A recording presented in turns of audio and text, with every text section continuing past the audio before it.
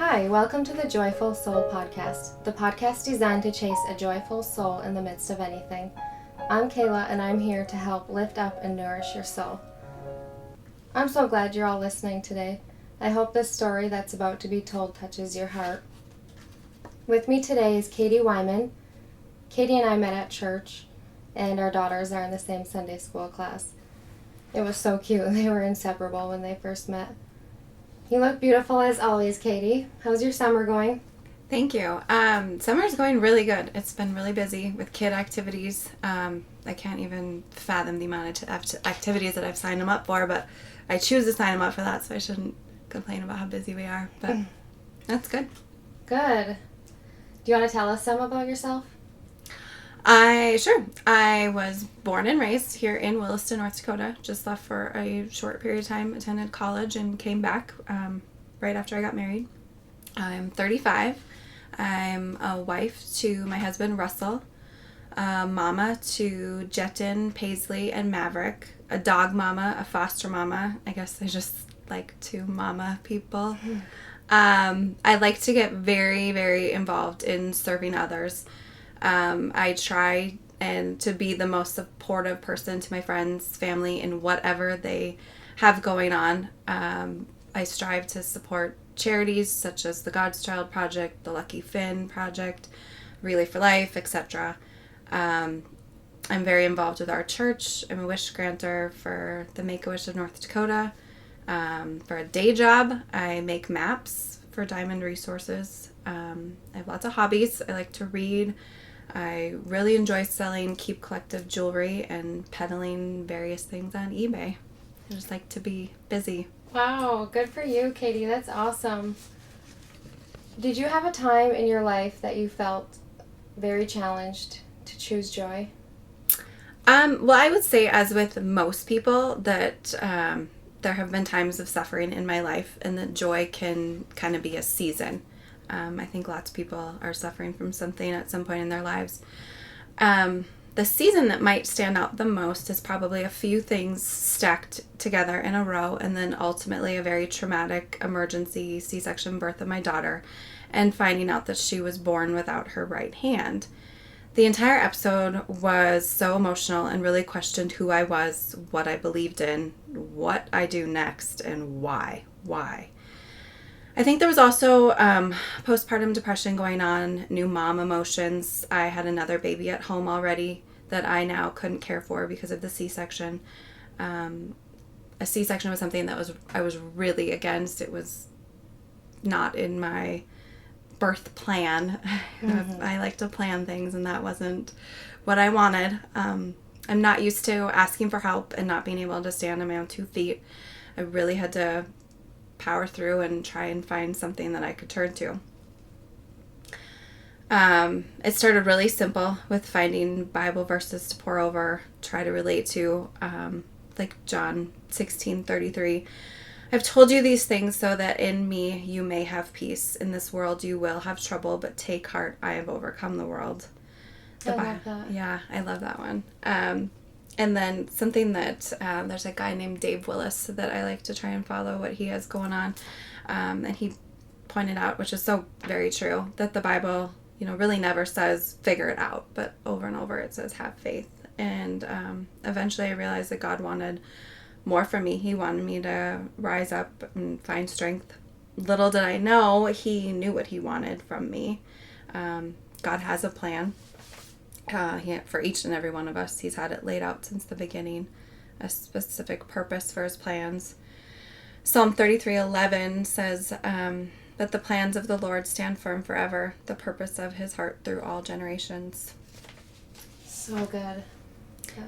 So it took a lot to try and find, what could help through the challenge. Right.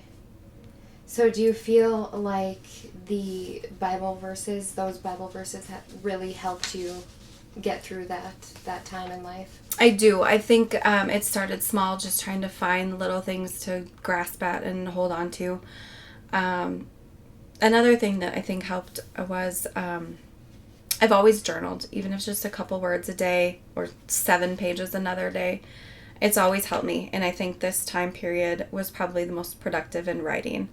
every feeling, every experience was written down for a very long time. And as I was writing, I realized that God knew we could handle this, and my outlook changed. I no longer wanted it my way. I could see his way. I'm not saying that if I could give Paisley her right hand today that I wouldn't do it, but it made me look at it a different way. He created her exactly how he wanted to create her. Yes. She's so incredibly perfect, and he did that. He knew what he was doing. Yeah, God definitely, he has a way of bringing out joy from every situation. Mm-hmm. So for sure. That reminds me, my husband's father passed away, and he had told him to keep a diary or a journal. So it just, writing stuff down is so, it really is helpful. Is there something that you do every day that helps you to chase joy? I think joy is a conscious choice, and you have to choose it. I think it's so easy to get wrapped up in the day-to-day negativity of life, and I think being grateful for everything that I have really helps a lot. Turning to God to fill my cup, writing down my thoughts and feelings. Definitely. Do you have a favorite book? Mm-hmm. I'm not sure that I can say I have a favorite. I use books for many things and in many ways. I use them for knowledge, enjoyment, but also uplifting and comfort. I probably have a favorite book in a particular category. For example, Jesus Calling by Sarah Young is one of my favorite daily devotions. Yes. Girl Wash Your Face by Rachel Hollis is a good way. That one? I'm not kidding, Katie. I could read that one many times over and over. It is so good. It is. It's a good, wake up, you're great book. She's so good. Oh, anything by Melanie Schenkel helps a lot. And I love reading the raw life, emotions, and love of North Dakota that you can find in Jesse Veeder. Oh, okay. And you wrote a book. Can you please tell us? I did. It didn't start out that way, and I can't really put my finger on the time that I decided to take all of my extremely personal and raw journal entries and turn them into story format and then compile them. But over time it took shape, and it was something I was being drawn to do from definitely a higher power. It just sort of evolved. It's about... Oh, go ahead. Oh, I was just going to say how I love how real it is. Oh, thank you. Yeah, it legit started out as really raw journal entries that had to be tamed down a little. It's about Paisley, my daughter, the experiences she's had living limb different in life, and experiences we've had together as a family. It starts out with the day she was born and goes through kindergarten. The latest edition goes through kindergarten. They're very short, personal stories that I hope can comfort people. Is there a link that we could put in the show notes? If someone wants to purchase it somewhere, or... Yeah, it's on Amazon. Oh, okay. It's on books, barnesandnoble.com. Books on Broadway here in Williston usually has some, as do I. And then the publisher was Christian Faith Publishing. So if you can find their website, you could find a link to purchase it from there, too. Okay, that's great. So there are a few places. Definitely worth reading. Thank you. So besides the 2 Bible verses that you had read earlier, do you have a favorite one that stays close to your heart? No, not, kind of similar with books. I have faves for certain things. Yeah. The John 16:33 one that I mentioned before, where he says, basically, fear not, I've overcome the world, gives me power. Proverbs 31:25, she is clothed with strength and dignity, gives me comfort. And I would say Joshua 24:15, as for me and my house, we will serve the Lord, is how I try my best to raise my own tribe.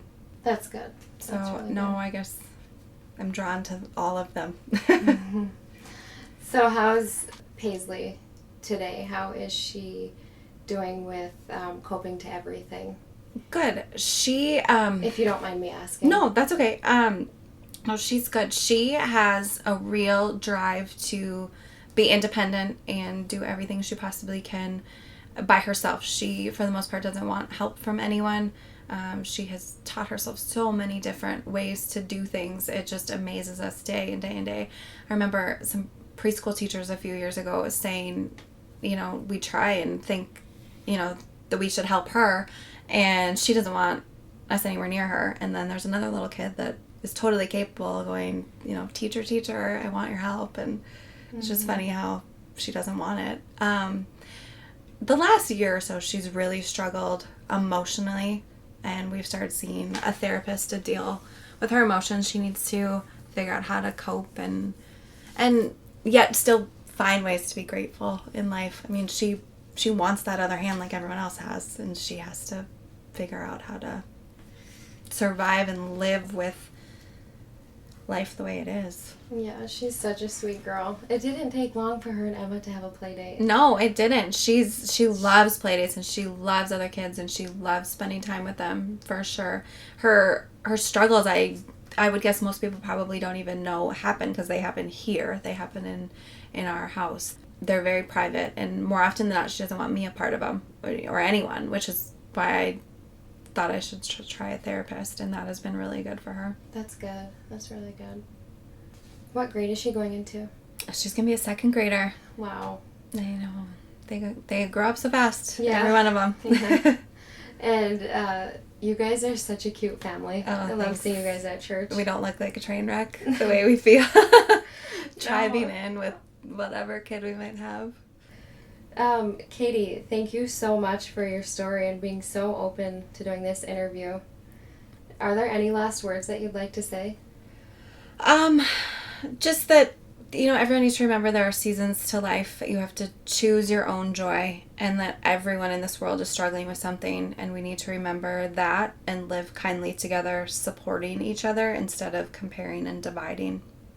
I love that. That's so good. Thank you. Thank you for asking me to do this. I enjoyed it. Yes. You know what? There's actually one more question I really would like to ask each guest, since I truly believe that nourishing your body is so important. I feel like it'll help nourish your soul even more. Just focusing on exercising or eating real food, something that makes us feel better. I feel like digging into God's word rather than digging in the food pantry, just could help a lot. So do you have a healthy habit that you do that you'd like to share? I have a few, and I do believe that being healthy is full body encompassing, mind, body, soul.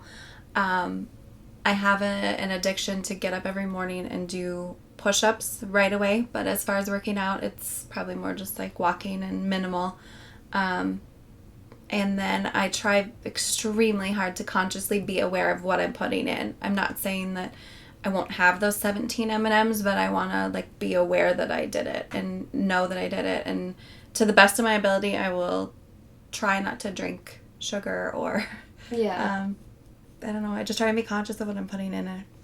Yeah, and we want to enjoy life with our kids. Yes. If they're having a birthday and have a piece of cake. We don't want to go to the extreme. Yeah, I will always have that piece of cake. But I think that it's full circle. And being aware of when you're having an off minute and taking that minute to pick up the Bible or the book or whatever speaks to you. For sure. Finding your balance and your answers. I agree with you. Thank you all so much for listening. Let's continue to find joy. And thank you again, Katie, for sharing your story. Thank you.